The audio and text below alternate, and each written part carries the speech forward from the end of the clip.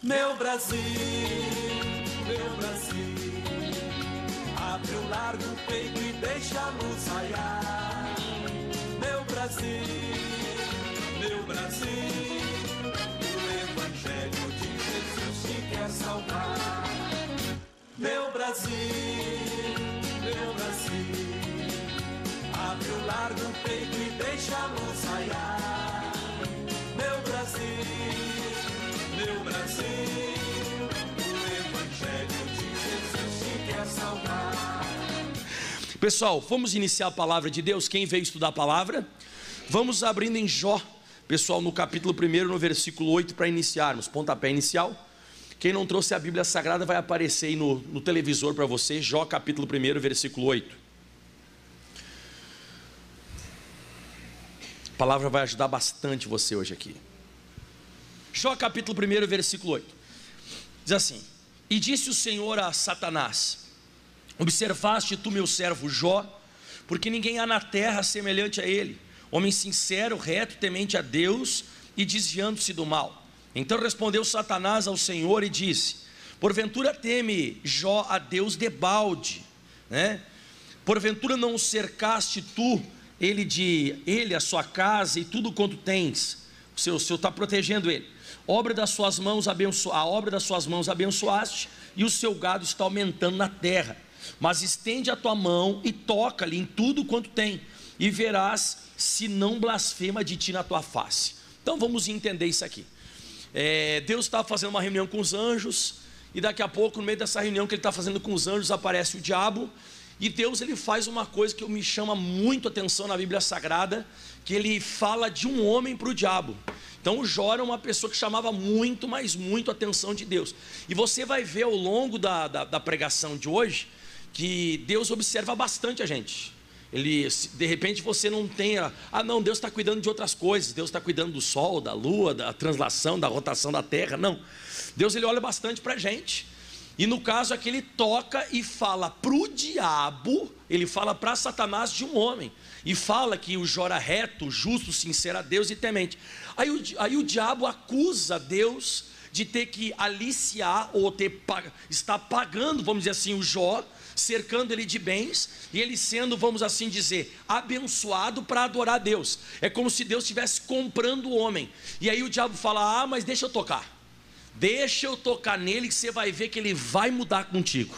Ele vai mudar, ele vai blasfemar de ti na tua face, ele vai se levantar contra você. E você sabe, não quero aqui ficar do lado do diabo de maneira alguma.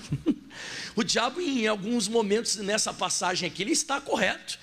Tem muita gente que começa a piorar um pouco a vida, a pessoa começa a ter uma certa dificuldade, ela blasfema de Deus, ela blasfema contra Deus, ela se levanta contra o próprio Deus. Tem pessoa que não muda, glória a Deus por isso, e é sobre isso que eu vou pregar hoje. Mas o diabo então está acusando, como eu falei, Jó, aliás Deus, acusando Deus, não Jó, acusando Deus de ter que cercar o Jó e proteger ele, que é só acontecer alguma coisa, porque o diabo vem para matar, roubar e destruir. Então o diabo disse: deixa eu tocar, na hora que eu tocar ele vai virar a cabeça, ele vai virar a cabeça e vai mudar. Agora o que me chama a atenção é que Deus faz uma coisa aqui interessante, ele confia no Jó. Você vê, a gente fala bastante na igreja, nas pregações, do homem confiando em Deus, mas nessa passagem você vê Deus confiando no homem, porque a Bíblia diz no próximo versículo, diz assim, e disse o Senhor a Satanás, no versículo 12, eis que tudo quanto ele tem está na tua mão, somente contra ele não estenda a sua mão, a vida dele, né? Só não mate ele. E Satanás saiu da presença do Senhor. Aí você já conhece a Bíblia Sagrada. Aí você sabe que começa então, eu costumo brincar até, parece que é o dom do para-raio. O que o senhor falou agora? O dom do para-raio. Parece que cai tudo em cima do Jó agora. Ele começa então a perder algumas coisas de primeira, ele começa a despencar sobre ele. Despenca a família dele, despenca as finanças dele e despenca a saúde dele. Ele vai perdendo, como eu disse, repito, tudo vai caindo sobre a vida dele. E na verdade, nós conhecemos essa passagem, mas o Jó não estava entendendo muito bem o que estava acontecendo com ele. Ele não estava entendendo, porque ele era uma pessoa, como o próprio Deus disse. Não foi o Jó que falou, eu sou justo, eu sou reto. Não, foi Deus que comentou isso dele. Foi o próprio Deus que disse, o Jó é justo, reto, temente a Deus, se desvia do mal. Então ele era uma bênção. Só que aí começaram a acontecer essas situações, e a Bíblia diz, lá no versículo, pessoal, 20, uma coisa que me chama muito a atenção, que ele fala assim, quando ele perde a família e as bênçãos financeiras. 20, então Jó se levantou, rasgou o seu manto, rapou, né, a sua cabeça, e se lançou em terra. Leia para mim, por gentileza, o que ele fez. E adorou. Isso aqui é uma coisa que me chama muito a atenção. Então, primeiro round, Satanás contra Jó, vitória de Jó. O diabo bate no Jó, para ele se levantar contra Deus. Ataca ele, ele perde isso, perde aquilo, perde aquele outro, sofrendo, e ele adora a Deus. Então, como eu disse, primeiro round foi. Aí novamente Satanás vem até a presença de Deus e fala, tudo bem, o senhor deixou eu tocar na família, eu toquei, deixou eu tocar na vida financeira, eu toquei, mas tem uma coisa que eu não toquei, e se eu tocar nessa área, ele vai se levantar contra o senhor. Mas qual área? A saúde. Deixa eu tocar na saúde dele. E mais uma vez, Deus confiando no homem, Deus permite e diz, pode ir lá e tocar. E o diabo vai lá e toca. Tem uma tradução que fala que Jó, ele ficou, quando o diabo atacou ele, no versículo 5, Jó capítulo 2, versículo 5. Então o primeiro round o Jó ganhou ou não ganhou? Ganhou, não blasfemou contra Deus, ele adorou a Deus. O diabo deve ter ficado muito bravo, porque até então Deus está correto e o diabo está errado. Porque você vê claramente que o Jó, como eu disse, não está se prostrando diante da situação. E em Jó capítulo 2, versículo 5, diz assim, estende porém a tua mão e toca-lhe nos ossos e na carne, e verás se não blasfeme de ti na tua face. E disse o Senhor a Satanás, eis que ele está na tua mão, porém poupa-lhe a vida. Ou seja, vai vir a enfermidade, você pode permitir a enfermidade, o problema, só você não pode matar ele não pode morrer. Você vê que, você tem que entender isso, por mais que tenha uma enfermidade brava no seu corpo, um ataque ferrenho das trevas, você vê que está tudo no controle de Deus. Nem o diabo pode fazer nada se Deus não permitir.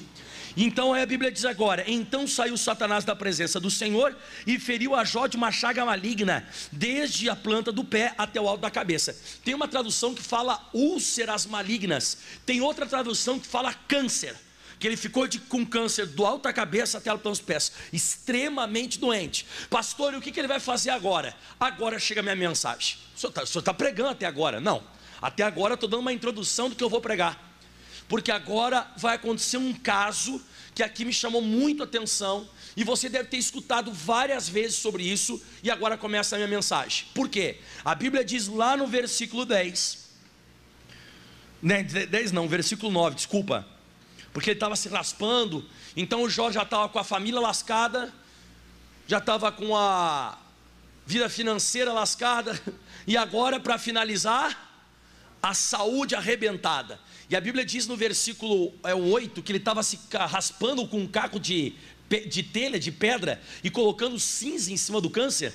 Então ele estourava o câncer assim com uma pedra e colocava a cinza em cima. Aí aparece a personagem que eu vou falar dela agora. Então a sua mulher lhe disse, apareceu a mulher do Jó, e disse, ainda retém a tua sinceridade? Esse ainda aqui quero que você sublinhe na Bíblia. Ainda retém a tua sinceridade? Amaldiçoa Deus e morre. Apareceu a mulher dele e falou isso. Mas ele disse, mulher, fala como qualquer doida, assim falas tu, receberíamos o bem de Deus, não receberíamos também o mal? E em tudo isto, quando diz em tudo isto, família, vida financeira, saúde, tudo que aconteceu em tudo isto, Jó não pecou com os seus lábios. Então, aonde eu quero chegar agora? Quem estava enfermo, o Jó ou a esposa? Mas quem estava desistindo de tudo? A mulher. Aqui começa um princípio que eu vou estudar com você hoje. A atitude ou a maneira de lidar com o problema, ele é mais importante do que o problema. O problema pode ser grave, você pode estar passando o pior momento e a pior fase da sua vida, mas a maneira que você vai tratar isso, você conseguir dominar as suas emoções, vamos assim dizer, isso vai fazer toda a diferença. Você mesmo diz para mim, quem está enfermo não é ela, é o Jó. Claro que ela está passando no meio também, ela perdeu os filhos também, ok. Ela também tinha a vida financeira estável e perdeu a vida financeira estável, mexeu com ela.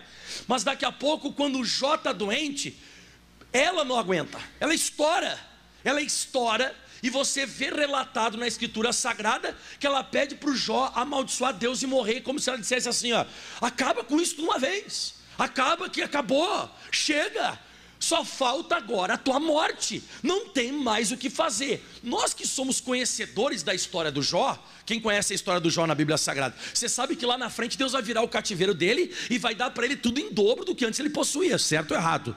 Certo, mas ela não tinha isso em mente. Então você vê que ela escolheu deixar os sentimentos tomarem conta dela. Ela não conseguiu controlar, e os sentimentos dominaram ela. Ela deu um bico em tudo e foi embora. Agora você vai ver que o Jó continua adorando a Deus. Você vai observar que o Jó, por mais que aconteceu tudo que aconteceu na vida dele, o Jó, ele escolheu, sabe, a maneira correta de enfrentar. Se você for me dizer que o Jó não tinha medo, tinha. Se você não for me dizer que o Jó não tinha uma ansiedade dentro dele, devia ter. Quem já teve uma enfermidade um pouco mais séria? Quem já teve? Passam 1001 coisas na tua cabeça.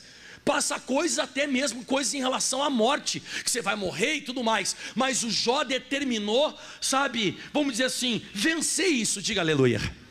Então fale em voz alta comigo. A maneira de enfrentarmos é diferente.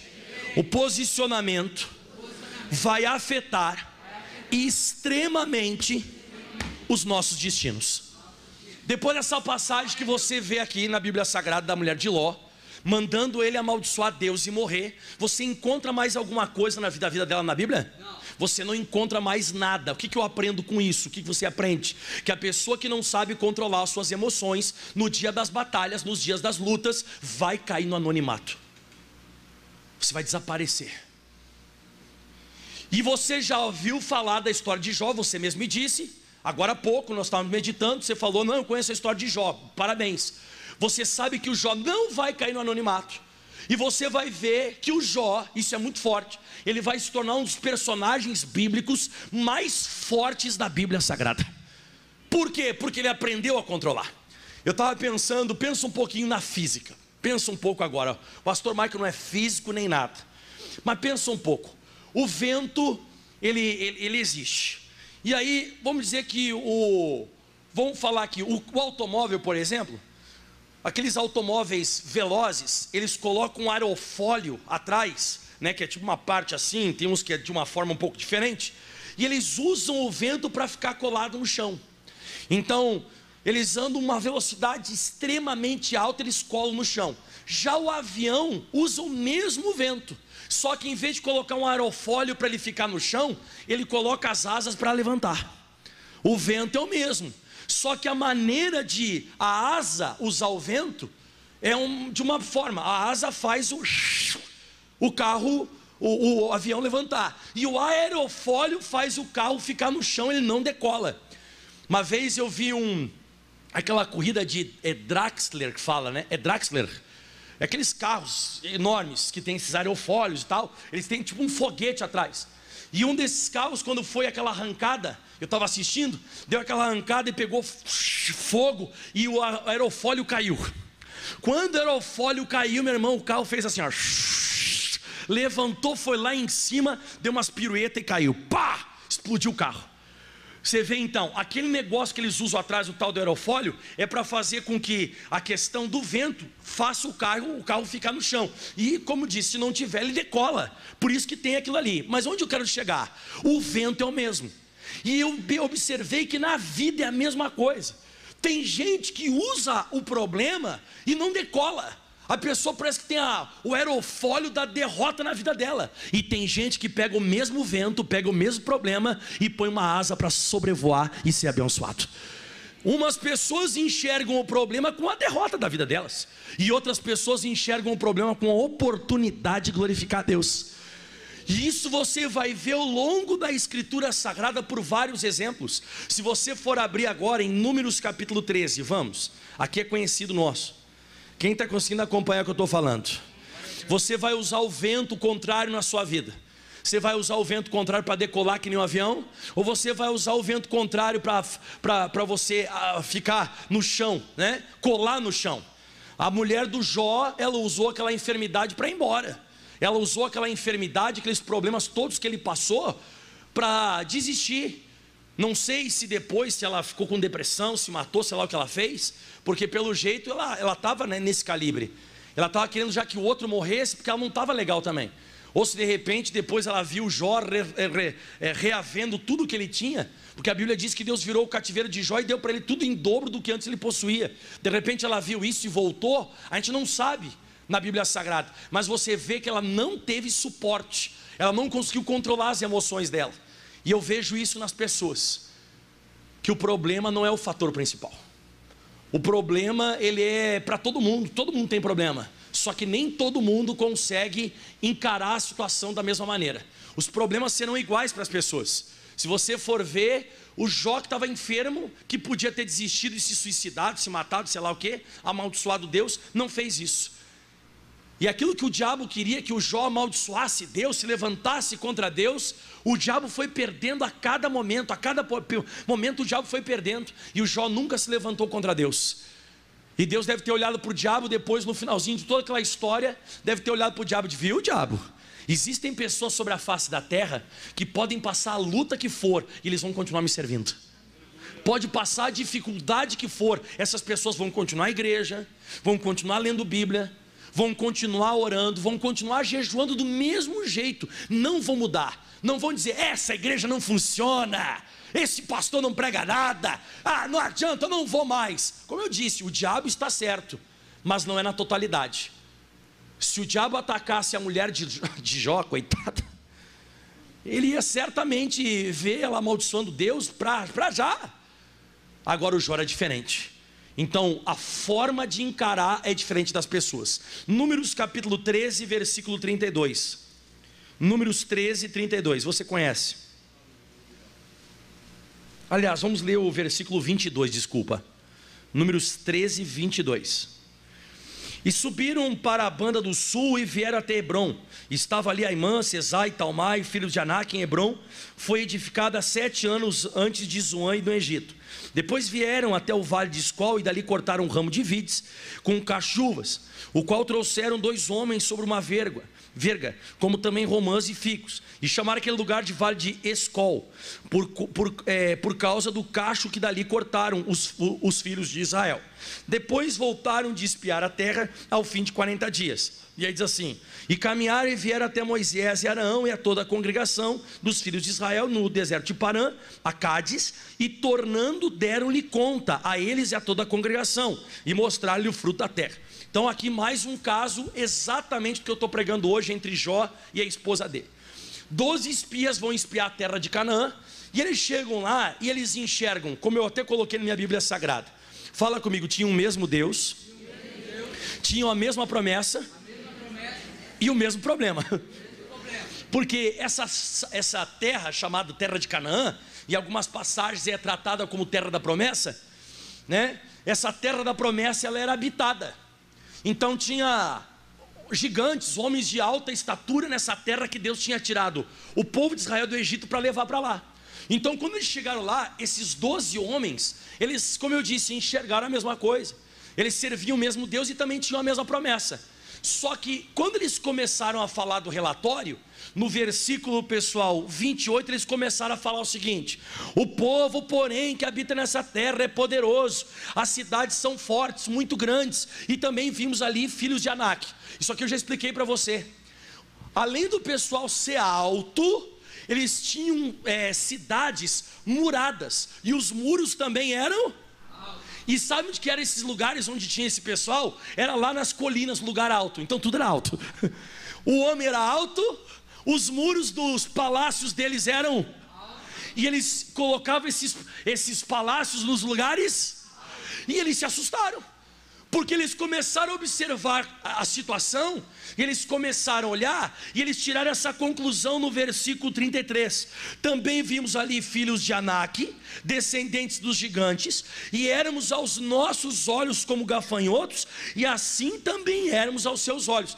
Então você vê que vários deles se enxergavam sendo esmagados, sendo pisados, como a mulher de Jó, que não diferencia o que eu estou pregando hoje. Você vê então relatado na Bíblia Sagrada que eles não conseguiram controlar a emoção deles, eles não conseguiram controlar. Só que o Caleb, volta um pouquinho no versículo 30, olha o que o Caleb fala aqui, ó. Isso aqui é forte mais. Acharam aí, pessoal? Quem achou, dá uma glória a Deus. Diga assim: visão diferente. Problema igual, só que a maneira de tratar ou a visão é diferente. Quer ver? Ó? Então Caleb fez calar o povo perante Moisés e disse: não, pessoal, subamos animosamente, possuamos-la em herança, porque certamente prevaleceremos contra ela. Você acha que ele tinha aqui medo ou não tinha medo? Tinha, só que ele soube controlar. Sabe por que eu noto que o Caleb também tinha medo, e ele era um ser humano como qualquer um de nós?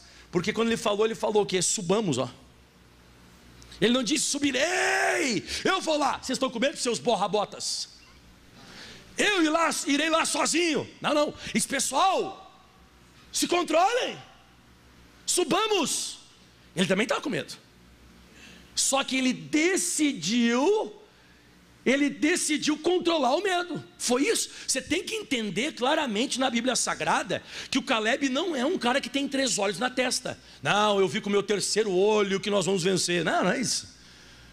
Ele viu os mesmos gigantes, ele viu as mesmas cidades muradas, ele viu tudo igual, só que ele decidiu se controlar. E ele disse: pessoal, e ele começa com isso.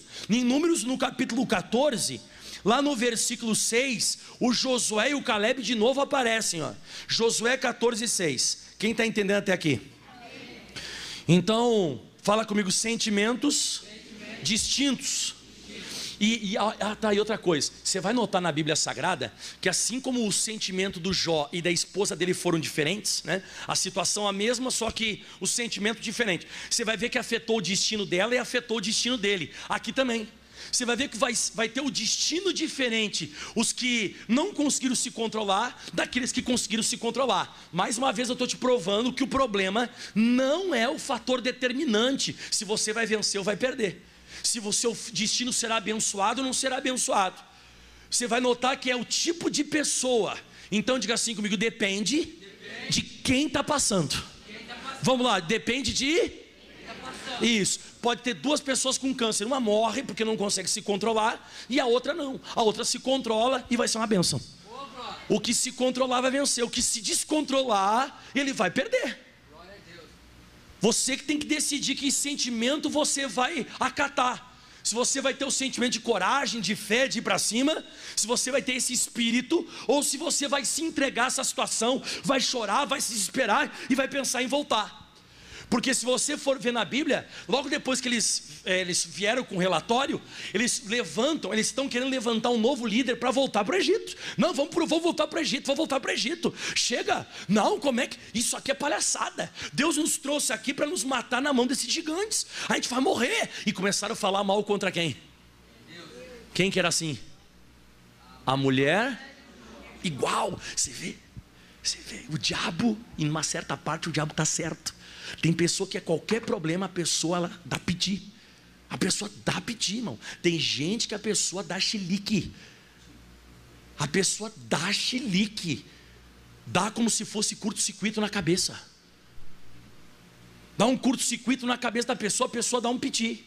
E a Bíblia diz que eles começaram a pensar em voltar, a pensar em desistir. E lá no versículo 6, de novo aparece o Josué e o Caleb, ó. E Josué filho de Num, e Caleb filho de Jefoné, dos que espiaram a terra, rasgaram as suas vestes, só os 2. E falaram a toda a congregação dos filhos de Israel de novo, dizendo: a terra pelo meio a qual nós passamos a espiar é terra muito boa. Se o Senhor se agradar de nós, então nos porá nessa terra, e nola dará a terra que mana leite e mel. Tão somente não sejais rebeldes contra o Senhor. Vocês estão dando piti, vocês estão se levantando contra Deus. Creio em Deus, pessoal. Eu também estou no bolo, eu estou na mesma luta que vocês. Eu também vi gigante, eu não sou um retardado. Eu vi gigante, eu vi cidade murada, eu vi que eles estão morando lá nos lugares mais altos, nos montes. Eu vi tudo isso que nem vocês, só que eu escolhi acreditar em Deus. Eu escolhi acreditar no Senhor. Eu escolhi não me esmurecer diante dessa luta. Fui eu que escolhi. Bate no peito e diz assim: sou eu que decido. A gente pensa que é Deus que vai fazer alguma coisa. Deus vai fazer, mas Ele primeiro precisa da sua decisão. Medo e amaldiçoa teu Deus e morre. Medo e vamos voltar para o Egito ou vamos encarar. Deus precisa dessa decisão, a maneira de enfrentar. E é você que escolhe, é você que decide. O que você vai fazer na tua vida? E a Bíblia diz então que Ele falou: então somente não sejais rebeldes contra o Senhor, não temais o povo dessa terra, porquanto são eles o nosso pão, eles são o nosso mantimento. Retirou-se dele o seu amparo, e o Senhor é conosco, não os temais. Digam glória a Deus aí. Então Ele diz que quem tem que estar com medo são eles, porque nós temos o Deus Todo-Poderoso ao nosso lado. Então até aqui, o que eu observo? Que o Caleb e o Josué, eles não eram caras que eles chegaram lá e bateram no peito assim, olhando para os gigantes. Esse seria o gigante que eu queria bater um dia na minha vida. Oh Deus, obrigado. Você acha que foi assim, não? Claro que não, né? Eles não são loucos. Eles também pensaram que eles chegariam lá e eles olhariam a terra de Canaã e diriam: é um paraíso. Imagina aqueles desenhos animados, né? Que a pessoa abre uma janelinha ou abre uma portinha e ela vê um mundo encantado assim: vamos lá, pessoal. Chegou lá, não era isso aí. Não era isso aí não. E ele não disse: Deus, esse é o gigante que eu queria arrebentar na minha vida. Deus, como foi bom o Senhor ter colocado esse gigante. Esse muro aí foi um muro que eu sempre quis quebrar na minha vida. Você acha que foi assim? Não. E tem muita coisa que vai acontecer na tua vida e vai acontecer na minha vida que eu e você, a gente não está esperando. A gente não está aguardando aquilo ali. São coisas que vão surgir na nossa jornada, na nossa caminhada, que Deus vai querer que eu decida. E você quer ver a reação de Deus? Eu nunca tinha parado para pensar esse texto, mas eu estava lendo Números 14 mesmo. Lá no versículo, agora eu acho muito forte o versículo 20. Meu irmão, eu quero ler junto com você isso aqui, para você entender a reação de Deus diante dessas emoções que eles tiveram, dos espias. Olha só: e disse o Senhor: conforme a tua palavra lhe perdoei. Porém, tão somente como eu vivo, o Senhor, como eu vivo, e como a glória do Senhor encherá toda a terra. Vamos continuar. Todos os homens que viram a minha glória e os meus sinais que fiz no Egito, no deserto, me tentaram estas quantas vezes? Para tudo. Deus já estava contando nos dedos quantas vezes eles se emocionavam e eles ficavam, dando chilique. Quantas vezes já tinha acontecido isso? Você vê, é como se Deus dissesse: já estava no tempo já de acreditar em mim, né? Já estava no tempo, aconteceu tanta coisa, eu mostrei tantas vezes para eles que eu sou com eles, desde quando eles saíram do Egito até agora. Eu já mostrei 10 vezes, mas eles não decidiram acreditar em mim.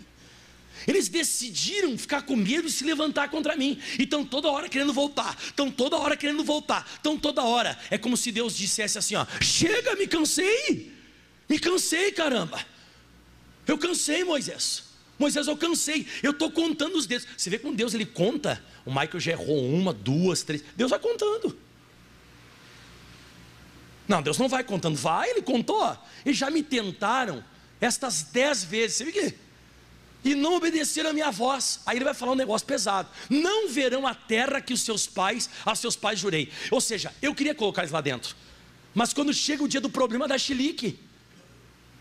Eles falam besteira com a boca, eles infamam a terra, eles falam um monte de besteira, já pensam em voltar, já querem desistir. Eles dão uma loucura na cabeça deles. E ele diz assim: e até nenhum daqueles que me provocaram verá. Então eles ficaram me provocando, não verá. E agora eu vou falar um negócio bacana: porém, meu servo Caleb, e agora você vai ler comigo que aqui eu queria chegar: porquanto nele houve outro. Não é espírito com letra maiúscula, é espírito com letra. Aqui está falando de maneira. Aqui está falando de personalidade. Quando fala letra maiúscula, o Espírito é o Espírito de Deus. Aqui não está falando de Espírito de Deus. É como se Deus dissesse: nele teve outro sentimento. No Caleb teve outro sentimento. Por dentro, ele encarou de outra maneira. Então ninguém vai entrar. Já 10 vezes que estão me provocando. E me provocam com sentimentos, dizendo que querem voltar para trás, e que querem largar tudo, e que não sei o quê. Pois eu digo, esses não vão ver a terra que eu ia dar. Ia ser uma terra abençoada. Porém o meu servo Caleb, nele teve outro espírito, e perseverou em seguir-me, e eu levarei a terra. Ai, que coisa mais linda, irmão. A Bíblia diz que Deus vai levar ele. Deus vai levar quando você se controlar. Deus só vai levar você onde você tem que chegar quando você se controlar. Você precisa decidir se controlar diante da situação. Controlar o teu medo, senão ele vai controlar você. Você controlar essa ansiedade, senão ela vai controlar você. E ele disse, e eu levarei a terra em que entrou, e a sua semente a possuirá em herança. Diga aleluia. Então você viu a reação de Deus, foi a mais linda. Diga glória a Deus por isso. Então você acaba vendo na Bíblia Sagrada claramente aqui, ó, que isso é uma coisa que vai se repetindo. A questão do posicionamento, né? Então você vê que quando você reage mal pelo que você vê na Bíblia Sagrada, você reagiu errado diante dessa circunstância, você vai ver que Deus não vai ser com você. Agora, se você se posicionar e reagir correto, Deus vai ser contigo. Aí eu separei vários outros exemplos, só que não vai dar tempo. Quem lembra, por exemplo, de Gideão? Lembra de Gideão? Só rapidinho eu vou ler com você Juízes 6:11. Estava todo mundo se amedrontado quando os midianitas vinham para tomar o trigo. Os midianitas vinham em bando, como se fossem gafanhotos, aquele negócio todo. E a Bíblia diz assim, ó, então o anjo do Senhor veio e assentou-se debaixo do carvalho que está em Ofra, que pertencia a Joás o abiesrita, e Gideão, seu filho, estava malhando o trigo no lagar, e agora vamos comigo, para salvar dos midianitas. O único cara que estava enfrentando a situação, você vê que era o único, foi o único que Deus apareceu. Você vê que o pessoal que ficava se afastando, e a Bíblia diz em Juízes capítulo 6, versículo 1 e 2, põe para nós na tela, porém os filhos de Israel fizeram o que parecia mal aos olhos do Senhor, e o Senhor os deu nas mãos dos midianitas 7 anos. Por que esse povo sofreu 7 anos? Por causa disso aqui, ó, prevalecendo a mão dos midianitas sobre Israel, fizeram para si, por causa dos midianitas, covas que estão nos montes, e as cavernas e as fortificações. Então quando chegava o inimigo, se escondiam, medo, não se controlavam, não iam para cima do inimigo. E já o Gideão não, ele vou salvar esse trigo. Pode levar o trigo dos outros, mas o meu trigo não vai levar. Deus vai e aparece para ele. Deus vai aparecer para o corajoso, irmão. Deus vai aparecer para a pessoa que se controla. Deus vai aparecer para a pessoa que ela escolhe o sentimento que ela vai ter diante daquela situação. Diga de novo comigo, diga assim, Gideão, Jó, Caleb, Josué tiveram outro espírito. É outro espírito, irmão. O problema não é o fator determinante. Ah, é câncer ou é gripe? Isso não é um fator determinante. Ah, você está devendo 30 mil, 300 mil ou 3 milhões. Não é o fator determinante. Eu já vi gente, irmão, com uma pequena gripe, a pessoa se desesperar. E eu já vi gente com câncer trazer o exame para a igreja, diante e depois completamente curado. Você vê certas pessoas, sabe, adorando a Deus, não mudam. A pessoa continua adorando a Deus, a pessoa continua corajosa, a pessoa continua com fé, e outras pessoas se desesperando. Já escutou aquele ditado que o pessoal fala lá fora? Que tem gente que faz uma tempestade, copo d'água, já escutou? E tem gente que pega a tempestade e coloca no copo d'água. É diferente. Tem gente que maximiza o negócio e tem gente que minimiza. Eu acho que você já entrou na tela do teu computador e você apertou numa flechinha lá no canto assim, e quando você, a flechinha não, um risquinho assim, ó, você aperta, faz assim a tela, ó. E de vez em quando tem gente que aperta no computador, aqui lá embaixo está desaparecido, não tem aquela tela, e você aperta num quadradinho, você aperta e faz assim a tela. Isso é maximizar e minimizar. E é assim que as pessoas fazem diante das situações. Tem gente que maximiza e tem gente que minimiza quem você é. Se você for ver na Bíblia Sagrada, segundo Samuel 23:11, aqui eu vou acabando essa parte para continuar, para você entender por que esse pessoal fazia isso. Porque você tem que aprender isso aqui, tem ou não tem que aprender? Por que eles eram assim desse jeito? Esse aqui chega a ser engraçado, né?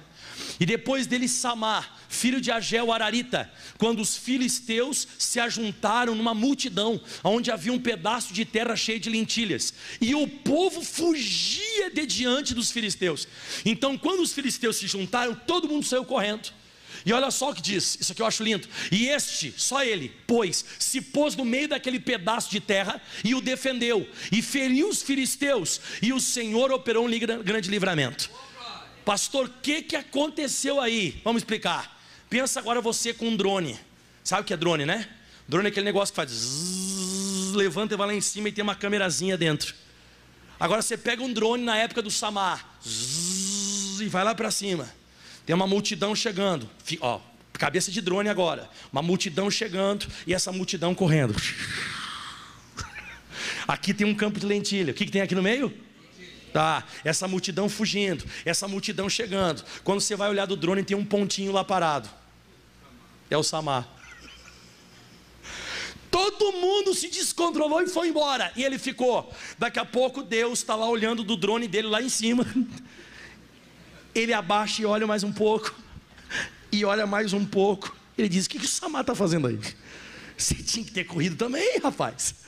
Não, o Samá, quando a multidão dos filisteus está vindo para pegar o campo de lentilha, você vê que lentilha é uma coisa barata, é ou não é? É, mas é dele. Foi ele que plantou, foi ele que trabalhou, e ele disse: eu não vou dar para ninguém. E ele foi para cima. Quando ele foi para cima, Deus disse: não, peraí. Botou a mão, acabou com tudo, porque a Bíblia diz: e o Senhor operou um grande livramento. Deus vai vir junto com você quando você se controlar. Se você não fugir, Deus desce. Se você não fugir da situação, Deus desce. Deus não vai ser com os medrosos, Deus não vai ser com o descontrolado, Deus vai ser com a pessoa que se controla. Quando o Samá pegou e desembanhou a espada e foi para cima dos inimigos, que a Bíblia diz que ele começou ferindo. Eu não sei se ele deu uma espadada num e o pessoal deu até risada. Deus veio, eu acho que ele botou a mão, se esse Deus pulou, eu não sei o que aconteceu, mas a Bíblia diz que o Senhor operou um grande livramento. Então, olha para o teu irmão e fala assim: ó, você não está sozinho. Olha aqui, irmão, se você encarar isso aí da maneira correta, você não está sozinho, Deus vem com você. Para finalizar tudo, e aqui você já conhece, esse eu vou só comentar. Davi e o povo de Israel. Está lá o Golias, o gigante. Você sabe, né, que está lá o Golias. Ele vem, desafia a tropa de Israel. E o pessoal tudo com medo. Chega lá o Davi com 17 anos, ele escuta e ele diz: eu vou ir para cima do inimigo. Você sabe o que o irmão dele falou para ele? 1 Samuel 16. Olha o que o irmão dele falou para ele. 1 Samuel capítulo 17. Eu falei 16 errado, tá? Esse aqui eu vou até ler para você. Aí o Davi, ele quer ir para cima do Golias. E aí diz assim no versículo 28. 1 Samuel 17, versículo 28. Aí o irmão dele fala assim para o Davi: e ouvindo Eliabe, o seu irmão mais velho, falar aqueles homens, porque o Davi queria, porque queria ir para cima do gigante. Ele queria porque queria. E aí diz assim, ó, ao ouvir falar aqueles homens, acendeu-se a ira de Eliabe contra Davi e disse: por que desceste aqui? E olha só como ele queria menosprezar o Davi. E a quem deixaste aquelas poucas ovelhas, bem conheço a tua presunção e a maldade do teu coração, que desceste para ver a peleja. Mentiroso, tu não quer lutar porcaria nenhuma. Você está aí presumindo um negócio do teu coração. Por que você está perguntando para todo mundo o que o rei vai dar para quem venceu Golias? Por que você está perguntando isso? Volta lá para tuas poucas ovelhas, seu pequeno, seu fracassado. Vai lá, eu que sou soldado, deixa a gente resolver o negócio aqui. Sabe o que a Bíblia diz no próximo versículo? Escuta só. Então disse Davi: que fiz eu agora? Porventura não há razão para isso? E olha só que é lindo: e desviou-se dele para outro e falou conforme aquela palavra. Eu quero lutar, não é presunção minha, eu escolhi não ter medo dele. Vocês estão tudo borrado, está todo mundo com medo do Golias. Eu escolhi o sentimento que eu quero. E o sentimento que eu quero, eu sei o tamanho dele. Eu sei o tamanho dele, eu sei de tudo isso. Eu estou vendo o que vocês estão vendo. Só que eu também tenho o Deus que vocês têm. Eu tenho a promessa que vocês têm. Eu sirvo o mesmo Deus de Israel, Deus dos exércitos que vocês servem. E eu escolhi ficar com Deus e não ficar olhando para o Golias. E eu vou para cima dele. Então Davi foi, e no 1 Samuel, no capítulo 17, a Bíblia diz no versículo 48, porque ele foi lá, falou com Saul. A Bíblia diz que quando ele fala com o Saul diz assim: mas não, tu não pode ir, rapaz, tu é moço. Ele é, até deixa eu ler esse versículo para você, quando Saul fala, eu vou voltar só um pouquinho, 33, o 33 diz assim, ó: porém Saul disse para Davi: contra este filisteu tu não poderás ir a pelejar com ele, porque tu ainda é moço e ele é homem de guerra desde a sua mocidade. Não tem. Então ninguém acreditava em Davi, mas Deus acreditava nele. É isso que vai fazer você afetar o teu destino. O teu futuro vai ser afetado por esses posicionamentos, por essas decisões em dias difíceis. Se você se controla ou você não se controla. E aí que eu falei para você no versículo 48, que o Davi foi convencendo um a um que ele ia lutar, e ninguém queria ir. Aí o Davi foi, 48, e sucedeu que levantando-se o filisteu e indo encontrar-se com Davi, apressou-se Davi e correu ao combate. Mas você tem que correr o combate e não fugir, irmão. Você tem que correr o combate e não fugir. E aí diz assim, ó, é o contraste com o filisteu. Davi meteu a mão no alforje, tomou uma pedra e com uma funda ele atirou e feriu o filisteu na testa, e a pedra se lhe cravou na testa e caiu o seu rosto sobre a terra. E assim Davi prevaleceu contra o filisteu com uma funda e com uma pedra, e feriu o filisteu e matou sem que Davi tivesse uma espada na mão.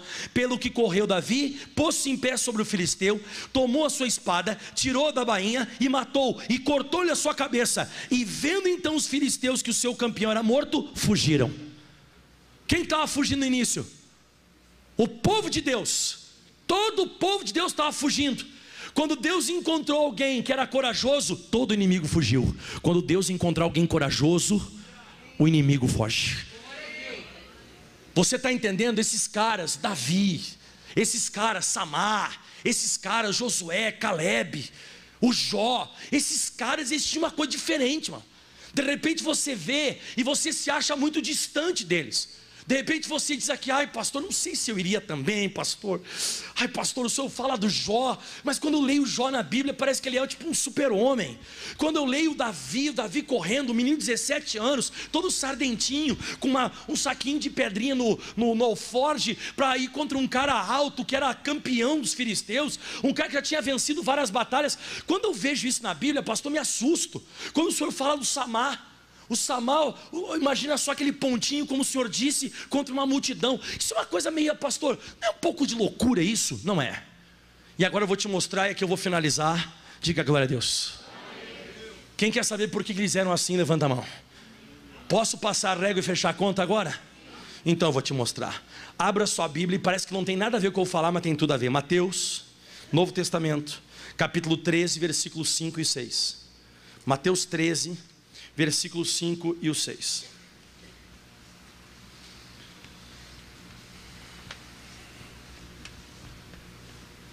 Dá um aleluia. E agora eu vou te mostrar um negócio que o que eu vou ler aqui parece que não tem nada a ver.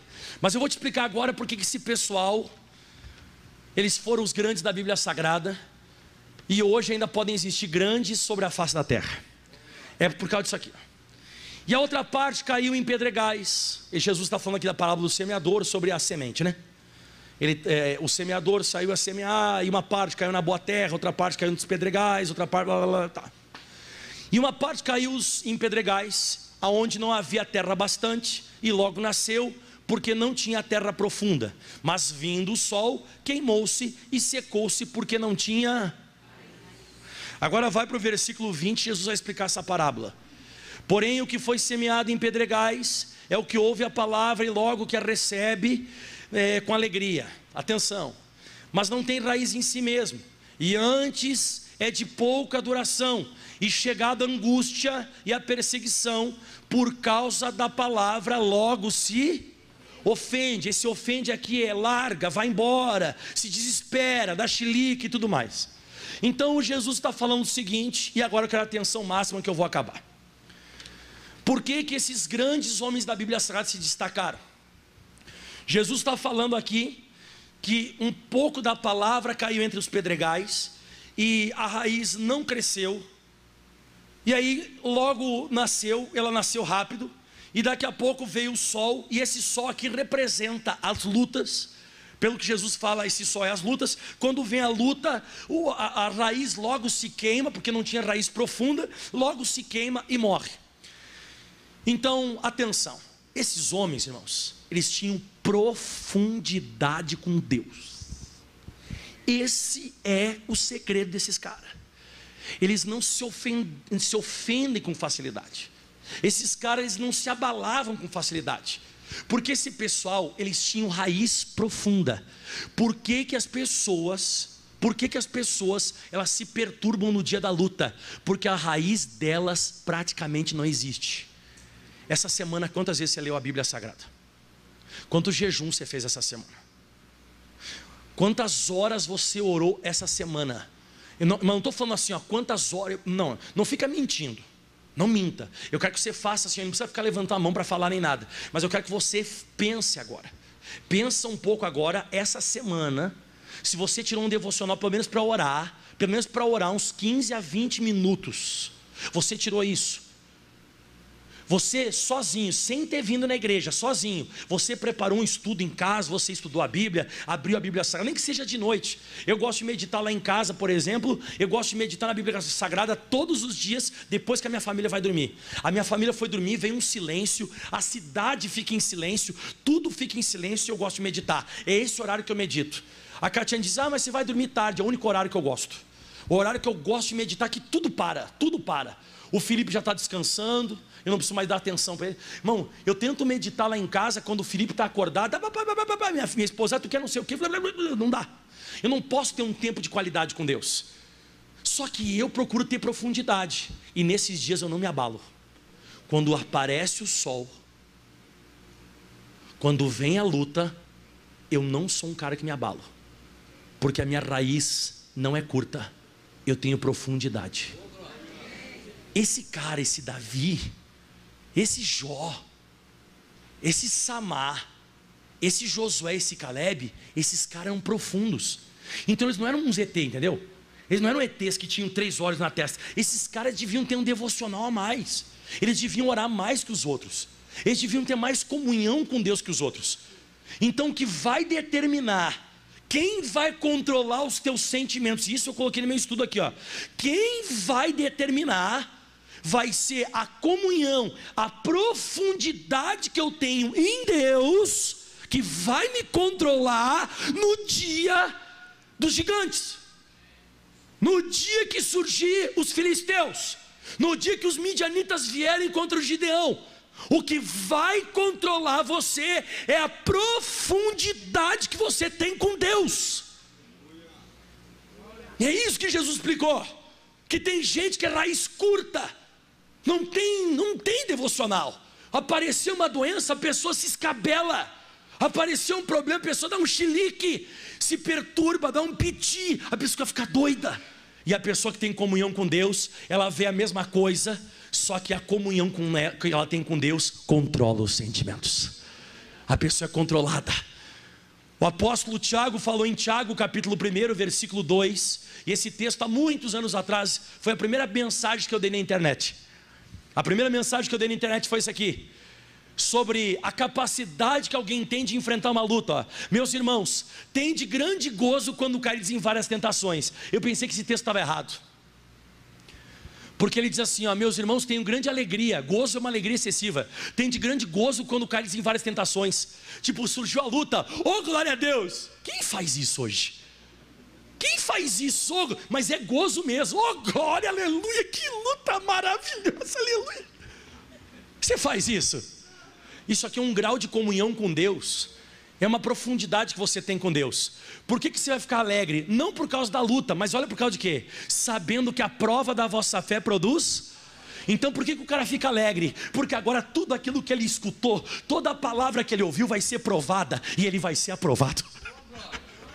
Tudo aquilo que ele estudou na igreja, porque a fé vem por ouvir e ouvir a palavra, e tudo que você está ouvindo hoje, você vai ser provado. E quando surge a luta, você se alegra, porque agora você chegou a hora de você experimentar o Deus Todo-Poderoso. Você sabe que de vez em quando, essa questão do sol, né? O sol esquentou e tal, que Jesus explicou na parábola. Tem uma passagem na Bíblia que é real. Quem já ouviu falar de Sadraque, Mesaque e Abednego? Esquentou ou não esquentou? Esquentou 7 vezes a fornalha do Nabucodonosor, e eles foram jogados lá dentro. A Bíblia diz que não queimou nada. Aliás, não queimou nada não. Queimou? Não, pastor, não queimou nada. Queimou. Exatamente. O que queimou lá dentro foi quando Nabucodonosor olhou. Ele olhou de novo, Sadraque, Mesaque e Abednego lá dentro da fornalha de fogo ardente. Ele olhou lá dentro e comentou com os soldados dele: nós não lançamos 3 homens atados dentro da fornalha? Sim, Senhor. O pessoal queria fazer moral com ele, né? Sim, lançamos, mas eu vejo 4 e eles estão soltos. A pessoa que ela controla os sentimentos dela, no dia da batalha, no dia da luta, que o fogo aparecer, só o que vai queimar é o que amarra você. Só o que vai queimar é o que amarra. Você vai se desamarrar nessa luta. O fogo, para a pessoa que tem profundidade com Deus, aquilo não é luta, aquilo é uma oportunidade de glorificar o Deus Santo. Aplauda bem forte ao Senhor, tá bom? Obrigado, Jesus. Dá um aleluia. Se coloque em pé. Então não existe ET, irmão. Existe ET. Não existe esse negócio que o cara é muito mais, o cara é diferente do... Aquele cara é diferente. Não, é o grau de comunhão. Uma vez teve um pastor que perguntou uma coisa para mim, falou assim, um pastor, né? Pastor, eu estava vendo o seu trabalho lá, crescendo. O que o senhor faz, pastor? O que eu faço? Falei, quantos cultos tu faz na quarta? Aí ele ficou quieto, não falou nada. Quantos cultos tu faz na sexta? Não falou nada. Quantos cultos tu faz no domingo? Ele ficou quieto. Tu jejuou já essa semana quantas vezes? Tu já jejuou? Tu já leu a Bíblia quantas vezes? E ele falou assim, não, pastor, já entendi, beleza. O que ele quis dizer? Eu não faço isso. Eu não faço isso. Eu não prego. Eu não prego esses dias que o senhor prega. Eu deixo os outros pregar. Eu não faço essas coisas aí que você faz. Então, se não faz o que eu faço, não vai acontecer o que acontece comigo. Você está conseguindo acompanhar o raciocínio? Esse é o segredo. De vez em quando a gente acha que tem cara sobre a face da terra. Não, esse cara é diferente. Não, esse cara mete a mão no negócio, funciona. Não, esse cara é o queridinho de Deus. É que o pessoal não sabe o preço que você paga em oração. O pessoal não sabe o preço que você paga. Sexta-feira agora eu fiz os 6 cultos. Quando acabou o 6º culto, atendi, consagrei 2 tias da escolinha que não tinham sido consagradas, que elas estavam num congresso, aí consagrei elas também. Aí quando eu consagrei elas, eu fui fui fazer o 2º mergulho de Naamã lá no rio. Quando acabou os mergulhos de Naamã, aí eu fui fazer mais 35 minutos de oração. Aí eu fiz 35 minutos de oração e voltei para casa. E tem pessoa que me disse assim, nossa, mas chegou por quê? Chegou tarde em casa. Aí eu falei assim, a comunhão com Deus. Quando chegar o dia da luta para mim, eu vou ser diferente. Eu estou pagando um preço para algo que vai acontecer na minha vida. A gente não entende isso. Mas por que não acontece com ele? Não é por que não acontece com ele. Tem gente que chega a ficar brava. Mas como é que o quê? Não tem. Tem gente que a raiz é profunda. E quando a raiz é profunda, irmão, quando a comunhão é grande, você controla os teus sentimentos. Não que não vai acontecer coisa comigo, não vai acontecer coisa com você. A gente não assinou um contrato de livramento toda hora. A gente assinou um contrato de vitória. Levante as mãos aos céus, feche os teus olhos. Pai, obrigado por esse momento lindo. Obrigado por esse momento na tua presença. Jesus, nós queremos te conhecer cada vez mais e mais. E hoje nós entendemos, Davi não era um cara diferente. Nós vimos que Gideão também não era, Jó também não era. Era a comunhão que esses caras tinham com Deus. Esse pessoal tinha comunhão contigo, Senhor. Esse pessoal era envolvido contigo. E isso faz toda a diferença. E você viu claramente que se nós nos controlarmos nos dias das aflições, nos dias das dificuldades, se nós conseguirmos controlar os nossos sentimentos e nós decidirmos dentro de nós, eu não vou me abater. Eu não vou me abater, eu vou orar, vou jejuar, vou me consagrar. Eu vou continuar do mesmo jeito que nem Jó, adorando a Deus, mesmo perdendo alguma coisa. Eu vou continuar que nem Jó, não blasfemando contra Deus. Eu vou continuar que nem Josué e Caleb. Que Josué e Caleb disseram: não, a gente vai prevalecer, Deus é com a gente. Deus, Ele está contando quantas vezes você tem se emocionado. Você tem que pedir para Deus: Deus, eu não quero mais esse negócio na minha vida, Deus. Eu quero mudar, Jesus. Eu quero ser diferente, mestre. Aleluia. Ore canta labate, ore canta reba, suri canta labas. Racho, ore canta reba, churi canta labá. Aleluia, Deus. Aleluia, Deus. Não há uma situação que vai me afetar. Eu não vou deixar essa circunstância entrar no meu coração. Como diz em Provérbios 4:23, sobre tudo que você deve guardar, guarda o teu coração, porque dele procedem as saídas da vida. Meu irmão, você tem que entender o que vai sair para a sua vida, vitória ou derrota, sai de dentro de você. É você que decide o teu futuro, é você que decide o teu destino, é você que decide onde você vai chegar, é você que constrói a tua história, é você que constrói a sua história. Diante de problemas, diante de adversidades, diante de dificuldades, de repente só você sabe o que você tem passado, mas Deus tem estado com você. Deus vai descer como desceu para Samar.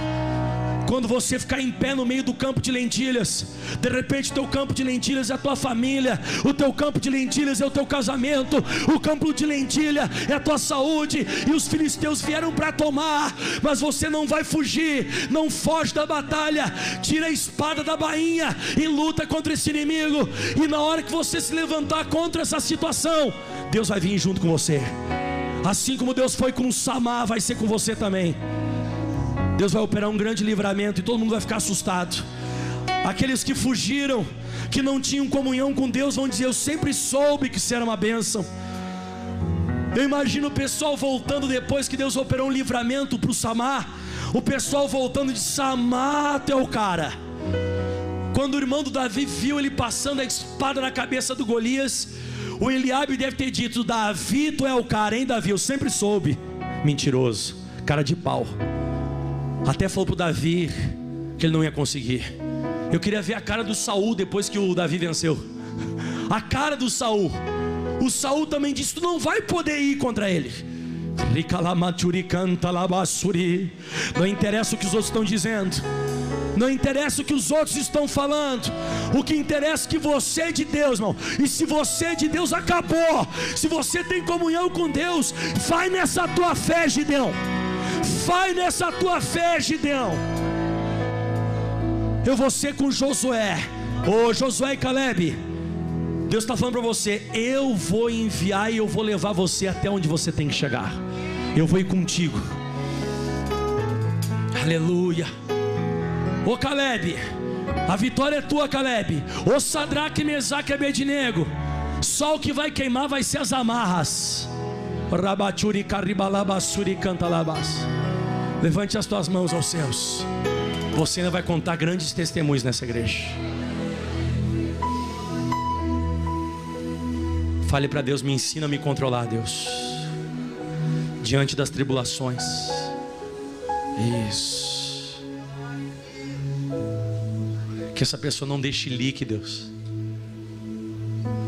Que essa pessoa não deixe lique. Que essa pessoa não dê piti, curto-circuito. Você não pode ser igual a mulher de Jó, irmão. Isso é falta de comunhão com Deus. Você não pode ser igual ao povo de Israel, os 10 espias. Isso é falta de comunhão com Deus. Você não pode ser como o povo de Israel em algumas situações. Não pode. Isso vai afetar o teu destino. Você vai cair no anonimato. Você vai morrer no deserto. O povo de Israel morreu tudo no deserto porque não soube se controlar.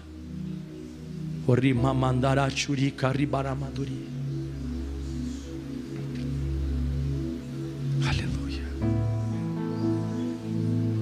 Quem te viu passar na prova e não te ajudou, quando ver você na bênção vão se arrepender.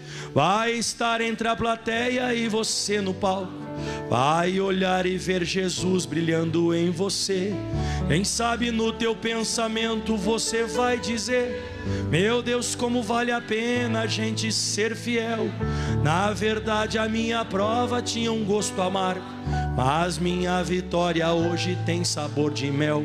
Tem sabor de mel, tem sabor de mel. A minha vitória hoje tem sabor de mel. Tem sabor de mel, tem sabor de mel. A minha vitória hoje tem sabor de mel. Minha vitória hoje tem sabor de mel. Minha vitória hoje tem sabor de mel. Aplauda bem forte ao Senhor. O mais forte que você pode é Jesus. Bem forte para Jesus. Dá um glória a Deus. Obrigado, Jesus. Meu Brasil, abre o largo peito e deixa a luz raiar. Meu Brasil, o Evangelho de Jesus te quer salvar. Meu Brasil, abre o largo peito e deixa a luz raiar. Meu Brasil,